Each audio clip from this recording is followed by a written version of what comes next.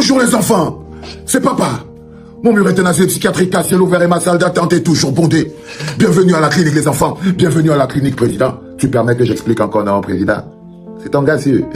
C'est ton gars sûr président. Là je parle à mon patron, le président de Maurice Kamto. Je lui demande s'il est temps que j'explique. Et là il me dit oui tu peux expliquer. Écoutez-moi bien les enfants. Vous vous rendez compte que quand on entre à l'intérieur du RDPC, quand on entre à l'intérieur du MRC, il y a deux factions. Il y a la première faction, je vous prends par exemple un mec comme Maître Emmanuel Sim. Maître Emmanuel Sim a pris et fait et cause pour Issa Chiruma Bakari. Maître Emmanuel Sim est vice-président du MRC. Il est membre du directoire, il est un monsieur important dans le MRC. Il a pris et fait et cause pour Issa Chiruma Bakari. Il bat campagne pour Issa Chiruma Bakari. Ça là, c'était longtemps avant que Maurice Kamto ne prenne la parole. Maurice Kamto n'avait pas encore pris la parole. Maître Emmanuel Sim était déjà dans l'équipe de campagne de Issa Chiruma Bakari. Il attaquait même déjà Maurice Kamto à demi-mot. C'est-à-dire que son amour pour Issa Chiruma Bakari, quand ça monte comme ça là, et posait des actes de défiance vis-à-vis de Maurice Kamto, parce que son amour pour Issa Chiruma Bakari était en train de monter. C'est comme ça qu'on tue l'esprit de révolution. Donc, au lieu que l'esprit de révolution, qui devait vous prendre le 5 août pour sortir, on a remplacé ça par l'amour empoisonné pour Issa Chiruma Bakari ou Bello Bouba Maïgari. Vous ne savez même pas dans quel bouillon vous êtes en train de cuire. Donc, Maître Emmanuel Sim a traversé, il est maintenant devenu un soutien de Issa Chiruma Bakari. Au Kaïbore, mon bon grand aussi, qui est aussi mon bon petit, au Kaïbore, lui aussi, il a pris effet et cause pour Issa Chiruma Bakari. Tout ceci, c'était toujours avant que Maurice Kamto ait donné sa parole. Il était encore en train de faire des consultations. Même dans leur communication, ils ont commencé à le menacer. Vous voyez souvent, au Calais-Boré, il était en train de dire ici, oh, Maurice Kamto ne doit pas faire ceci, il ne se prend pas pour cela, patati, patata. Ils sont à l'intérieur. Vous vous rendez compte que ce qui est attaqué en ce moment, c'est la machine MRC. C'est la machine MRC qui veut détruire en ce moment. Donc, de ce côté, donc, vous avez Maître Emmanuel Sim, qui est pour Issa Chiruma Bakari. Vous avez des gens comme il s'appelle quoi, Okale Boré, il est pour Issa Chiruma Bakari. Et je suis sûr qu'il y a plusieurs membres du directoire qui sont pour Issa Chiruma Bakari. Donc ils ont très vite abandonné leur candidat Maurice Kamto pour aller rapidement tuer leur esprit révolutionnaire et entrer dans le manteau de l'esprit collabo en prenant place dans un bateau, même s'ils ne connaissent pas d'où sort le capitaine. Peut-être qu'il était compromis avant, je n'en sais rien. Vous êtes toujours dans le directoire du MRC. Vous regardez de ce côté, dans le même directoire du MRC, vous avez un frérot caméra comme Cheikh Ali. Cheikh Ali, c'est un membre du directoire du MRC. C'est un patron. Il a pris et fait et cause pour Bello Bouba Maïgari. Cheikh Ali, qui est aussi un membre du directoire du MRC, a pris et fait et cause pour Cheikh Ali. À l'intérieur du directoire du MRC, il n'y a pas que Cheikh Ali qui a pris et fait et cause pour Bello Bouba Maïgari. Ils sont plusieurs. Ils sont plusieurs. Je préfère toujours prononcer ceux qui se sont présentés et se sont déclarés officiellement. Ils sont plusieurs. Donc vous avez par exemple à l'intérieur du directoire du MRC, une partie qui est pour Issa Chiruma Bakari, une autre partie qui est pour Bello Bouba Maïgari. Du coup, le président de Maurice Kamto se dit, ok, la possibilité de garder même aussi moi-même mon parti et mon directoire intact et tout, c'est si les deux bonhommes-ci, ils font alliance, ils font association. Il se met au milieu et il se met à se battre pour que Issa Chiruma Bakari et Bello Bouba Maïgari font fusion. Qu'ils font fusion. Ce serait plus facile. Consultation sur consultation, consultation sur consultation. Entre-temps, les Okale Boré et les maîtres Sim sont derrière en train de mordre les mollets à Maurice Kamto pour lui forcer à choisir Issa Chiruma Bakari. Derrière, et aussi une équipe à l'intérieur du MRC avec les maîtres Ali Cheikh et les autres sont en train de mordre aussi les mollets à Maurice Kamto pour qu'ils soutiennent Bello Bouba Maïgari. Maurice Kamto demande que, mais les gars, mais que les deux se mettent au moins un peu ensemble, je veux faire comment? J'ai une partie de mon directoire qui est ici, j'ai une partie de mon directoire qui est ici là. Ils sont tous comme ça là, je les respecte. Je fais quoi? Si je choisis un qui est là-bas, admettons que je choisis Issa Chiruma Bakari, qu'est-ce que je fais de mon autre directoire qui est parti chez Bello? J'ai explosé mon parti en deux. Si je choisis Bello Bouba Maïgari, qu'est-ce que je fais de mon autre directoire qui est parti sur Issa Chiruma Bakari? J'ai pété mon parti en deux. Résultat des courses, je veux demander à ces deux candidats s'ils peuvent, je veux suivre même le peuple, c'est la volonté du peuple que Issa Chiruma Bakari et Bello Bouba Maïgari se mettent ensemble. C'est une volonté populaire. C'est une volonté populaire, c'est une aspiration du peuple. C'est le peuple qui demande ça depuis. Le peuple demande ça depuis, mais les gars ne donnent pas. Donc il essaie, il dit non, écoutez, mettez-vous ensemble, mais ils ne sont pas constitués pour venir faire union ou fusion et tout. Ils refusent. Alors Maurice Kamto s'assoit dans son salon vert. Il boit un petit verre de chien noir et il dit, bon écoutez les gars, le parti est toujours plus important. Si les deux ne peuvent pas se mettre ensemble, je ne veux pas exploser mon parti en deux. Je veux donc laisser à chacun la liberté de choisir pour qui il veut voter. C'est-à-dire que soit tu choisis un et tu pètes ton parti en deux, soit tu laisses à chacun sa liberté de choisir qui il veut. Donc du coup, c'est difficile pour le parti de se prononcer. Quand vous avez un directoire qui est divisé à gauche ici, à droite ici, comment vous ne pouvez pas vous rendre compte que la décision la plus sage, c'est de laisser chacun libre de son choix. C'est de laisser chacun libre de son choix. Parce que je vous ai dit qu'on a mis Maurice Kamto face au fait accompli. On lui a demandé de choisir entre la peste et le choléra. Il a dit, soit je bois les deux, soit je ne bois rien. On a demandé à Maurice Kamto de choisir entre la peste et le choléra. Il y a les gens de son directoire, d'autres ont choisi la peste, d'autres ont choisi le choléra. Il lui demande maintenant à lui de choisir soit la peste, soit le choléra. C'est-à-dire d'abandonner une partie de son équipe.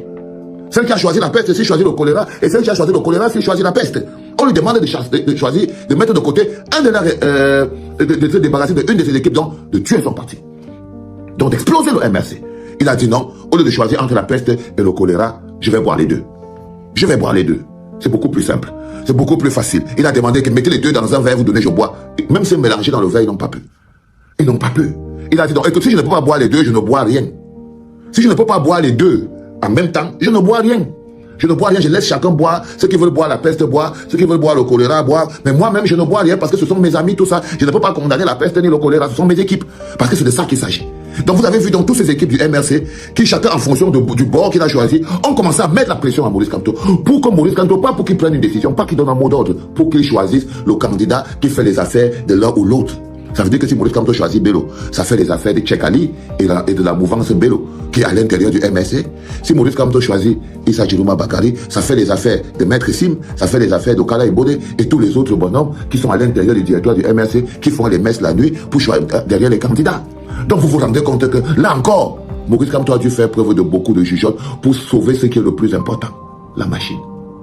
Pour sauver ce qui est le plus important, l'intérêt collectif. Il a vu des gens à l'intérieur de son parti courir chacun après son intérêt individuel. Parce que quand vous êtes au MRC et que l'autre dit qu'il part plutôt chez Bello, l'autre dit qu'il part plutôt chez Issa, c'est donc des intérêts individuels. Ils ont donc décidé de se séparer pour des intérêts individuels. Et tout. Donc j'espère que vous avez compris, parce que le plus important c'est de vous expliquer pour que vous compreniez très bien qu'il n'y avait pas une autre solution pour Maurice Kamto à part mettre chaque Camerounais face à ses propres responsabilités. Qui porte globalement sur l'élection présidentielle, mais qui fait un arrêt majeur sur un candidat, le président sortant, M. Poulbia, que nous avons baptisé candidat extraordinaire. Alors beaucoup de questions ont fusé. Est-ce que nous sommes déjà du RDPC? Est-ce que nous faisons la promotion du RDPC? Est-ce que nous avons eu le temps de boire de l'huile de sardine? Et tout ce que vous pouvez imaginer. Mais avant d'entrer dans le vif du sujet, je me dois de vous présenter toutes mes amitiés pour le soutien entre guillemets, les mots de réconfort, les mots d'amitié que vous me manifestez depuis quelques jours, notamment depuis le 23 septembre, le mardi 23 septembre, date à laquelle j'ai déposé ma démission d'Info TV, où j'exerçais entre autres les fonctions de directeur général adjoint et également celle de consultant permanent dans les émissions Espace Miné et Libre Expression. J'ai pu mesurer en quelques jours la densité de votre affection, mais également le poids qui pesait sur ma conscience de rester l'homme que vous pensez que je suis. C'est pour cela que je voudrais faire un petit détour sur la question. Je n'en dirai pas grand-chose. Je n'irai pas dans les profondeurs, mais je voudrais quand même donner quelques éléments. Déjà, il ne faut pas jeter de doute là-dessus. Je n'ai pas anticipé, comme je l'ai entendu souvent, sur un licenciement possible. Non, non. J'ai démissionné. Et je ne m'en vante pas. Il faut d'ailleurs dire que personnellement j'entretenais, je préfère pour le moment dire entretenais parce qu'on ne s'est pas appelé depuis lors, j'entretenais de très bonnes relations avec le président directeur général du groupe La Météo, qui, M. Dieudonné Vin, qui s'est trouvé surpris. Quelques personnes, quelques amis que nous avons en commun m'ont d'ailleurs appelé, mais rassurez-vous, ce n'est en rien une trahison. Ce n'est en rien une trahison. Mon message, ma lettre de démission, bien que laconique, laisse quand même entendre en filigrane que j'annonçais déjà un certain nombre de couleurs. Il faut même le préciser, le jour de mon installation, le 5 juin 2025, le président directeur général du groupe La Météo, Dieudonné Vin, qui nous installait, m'avait fait la remarque sous la forme de questionnement. J'espère que tu ne vas pas démissionner. Parce qu'il avait l'information selon laquelle je démissionne souvent. Et je lui avais répondu, ça dépendra. Et évidemment, les conditions qui ont conduit à ma démission ont été réunies à un moment donné. mais ça reste une belle aventure, surtout une belle aventure humaine entre le PDG et moi, entre certains collègues et moi. J'ai essayé, le temps que j'ai été là, d'instaurer ce que j'appelle une bonne relation humaine, un milieu humainement bon. D'ailleurs, je reçois des messages d'anciens collègues qui m'écrivent pour me dire qu'ils se sentent un peu orphelins, mais ce n'est pas de cela dont nous allons parler. Mais vous me direz, si tout était si beau, pourquoi as-tu démissionné? Peut-être que tu n'es qu'un petit rapicieux. Non, du tout. Je ne vais pas entrer dans les détails, mais il faut dire qu'il est difficile d'avoir pour collaborateur un esprit aussi libre que le mien. Je crois d'ailleurs que M. Dieudonné Mvum est l'un des rares promoteurs de télévision à pouvoir endurer mon impertinence. Parce qu'il faut vous le dire, je ne suis pas facile. Je ne me laisse pas faire, on ne m'impose pas des choix, on ne me donne pas de directives, on ne me dit pas va parler comme ça. Non, non. Je ne vois pas quel autre promoteur de médias accepterait de me subir sous cette forme-là. Il faut vous dire aussi que depuis mon départ, j'ai reçu 2 propositions auxquelles je n'ai pas réservé une suite favorable. L'une m'est venue d'un ancien collègue proche qui est en train d'ouvrir un média, à qui j'ai dit gentiment que je ne pouvais pas travailler avec lui. Une autre m'est venue d'une personnalité qui souhaitait que j'assume des fonctions importantes dans son groupe. À elle, j'ai dit que je réfléchissais encore. Mais à la vérité, je sais qu'il est difficile de travailler avec quelqu'un comme moi, quelqu'un qui est libre, quelqu'un qui veut incarner un certain nombre, entre guillemets, de valeurs. Je peux me tromper, mais c'est ce que je suis. Maintenant, pour vous qui êtes de ma communauté, ne faites pas attention aux provocations sur la qualité de vie et autres. Non. Dans les jours qui suivent, dans les lives que nous ferons, je vais évidemment indiquer un certain nombre de choses que j'ai eu à faire par le passé, que je fais à présent ou que je projette faire. Ce qui est sûr, vous ne serez pas sevré de moi. Ça, c'est sûr. Ça ne se limitera pas sur les réseaux sociaux. Nous aurons une relation semblable à celle que nous avions dans un format que nous allons mettre sur pied. Ceux qui ont des oreilles pour entendre peuvent entendre. Donc, quand je l'ai dit, je voudrais que nous revenions à la thématique centrale de ce jour. Paul Biya, candidat extraordinaire. Il faut dire que l'idée qui nous habite, c'est de clarifier la posture du candidat du RDPC à l'occasion de l'élection présidentielle de 2025. Un fait majeur émerge. Le candidat du RDPC, M. Paul Biya, a décidé de voyager pour aller hors du pays quelques jours seulement avant le lancement officiel de la campagne électorale. Pour quelles raisons nous ne sommes pas dans son environnement proche. Mais nous pouvons imaginer que des questions de santé et autres, il faut le dire, il a 92 ans, bientôt 93, parce qu'il est né le 13 février 1933. Donc il a bientôt 93 ans. Donc il a travaillé pendant longtemps. Il arrive qu'il se rende en Suisse pour des soins et autres. À la veille d'une élection présidentielle, c'est tout de même intriguant. Nous avons subodoré que si cela dépendait radicalement de lui-même, peut-être qu'il n'aurait pas voyagé. Il n'aurait pas voyagé parce que cela ne fait pas bonne presse. Mais nous posons 2 hypothèses. La première hypothèse, c'est que cela ne dépend pas de Paul Biya que de voyager à la veille du lancement de la campagne électorale. Et la deuxième hypothèse, c'est que c'est une stratégie, ce serait une stratégie du candidat Paul Biya, candidat RDPC, de se rendre absent pendant la campagne électorale à la présidentielle. Essayons donc d'analyser ces 2 hypothèses. La première qui indique que cela ne dépendrait pas absolument du chef de l'État sortant, candidat à sa propre succession pour un 8e mandat, pour atteindre 50 ans à la tête de l'État du Cameroun. Pourquoi? Alors, si les questions liées à sa santé sont pressantes, il ne va quand même pas prendre le risque de dégrader sa santé à la veille de l'élection. Parce qu'il faut que, dans le cas où il serait réélu, qu'il puisse prêter serment dans une forme acceptable. Donc, si c'est le fait de sa santé, il aura été donc obligé de se déplacer afin d'aller suivre, comme il en a l'habitude, des soins médicaux appropriés. Ce qui est humain, ce qui est normal. C'est un humain, il peut tomber malade, et c'est un homme d'un certain âge. Mais cette hypothèse, nous voulons la balayer très rapidement parce qu'elle ne nous permet pas d'entrer en profondeur dans la thématique de ce soir. Nous voulons nous arrêter à l'hypothèse que Paul Biya a mis sur pied une stratégie en décidant lui-même de s'éloigner du Cameroun à la veille du lancement de la campagne électorale. Et même pour une bonne période de cette campagne, il pourrait arriver vers la fin de la campagne ou ne même pas arriver du tout. On pourrait même vivre un scénario d'absence du candidat Paul Biya le 12 octobre, c'est-à-dire le jour de l'élection présidentielle. Alors là est le charme de notre thématique. J'ai pensé personnellement que le candidat Paul Biya, qui est un candidat extraordinaire et qui a placé son mandat sous le thème grandeur et espérance, c'est le mandat des grandes espérances, nous a passé un message, ou veut nous passer un message. De mon point de vue, Paul Biya veut nous dire ceci. Je ne suis pas venu vous demander vos voix.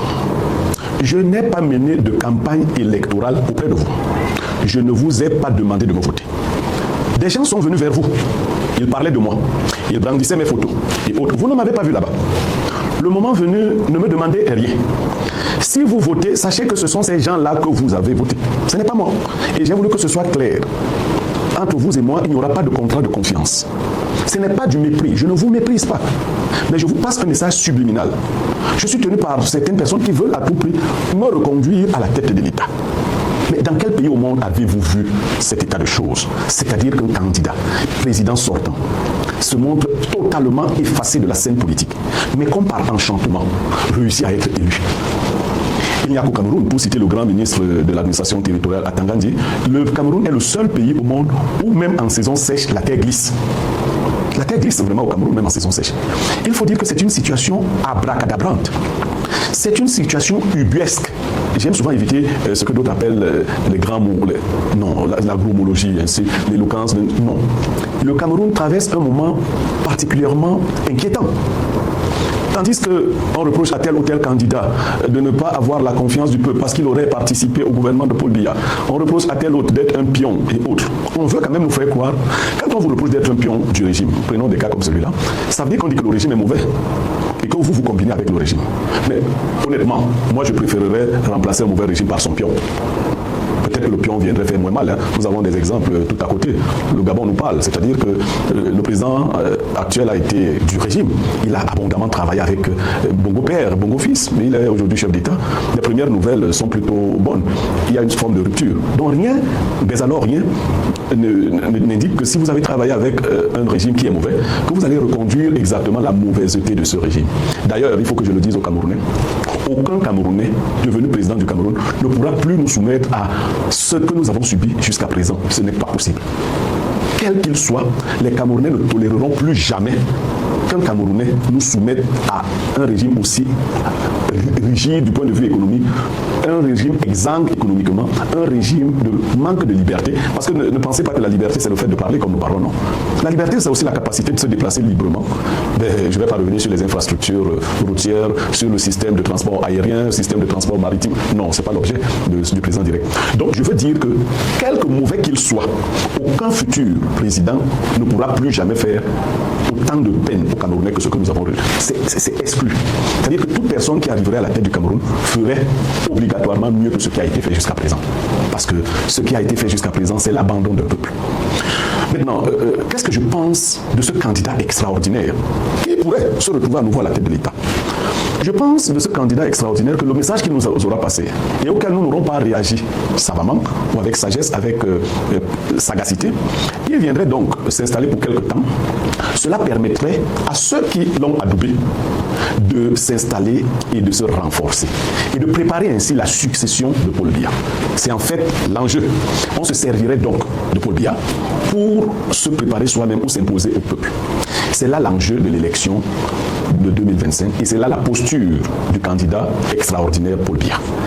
C'est un candidat qui ne parle pas depuis longtemps. Il a disparu. Et quand il apparaît, on le voit avec un ambassadeur ici. Il explique à l'ambassadeur qu'il est originaire de la région du Sud, qu'il y a les palmiers dans la région du Sud. Et on applaudit. On dit, ben voilà, notre président est encore conscient, il sait que le palmier pousse dans la région du Sud. Mais c'est quand même totalement ubuesque.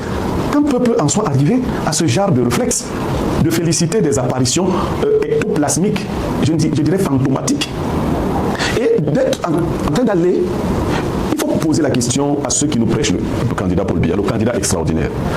Qui votons-nous? Ils vous répondront Paul Biya. Demandez-leur aussi simplement que possible pourquoi ne s'adresse-t-il pas aux Camerounais comme il l'a fait par le passé. On sait qu'il est beau garçon, il a été beau garçon, mais il n'est pas vaniteux. Pourquoi ne vient-il pas faire le bilan du septennat qu'il a pris? Parce que moi je choisis bien mes mots. Il a quand même pris un septennat en 2018. Il a dit I do so swear. Il jurait sur quoi? Quel est le bilan des 7 dernières années? N'avons-nous pas entendu dire quand le président Paul Biya a été élu en 2018 que c'était le dernier mandat et que c'était le mandat qui devait lui permettre de réorganiser le pays, d'orienter, de donner des grandes orientations afin d'organiser sa propre succession? Mais comme il est un homme lige, il est encore revenu en 2025 et nous entendons la même rengaine. C'est donc le dernier maintenant, c'est le mandat des grandes espérances. Non. Les Camerounais méritent quelque chose de plus sérieux que ça.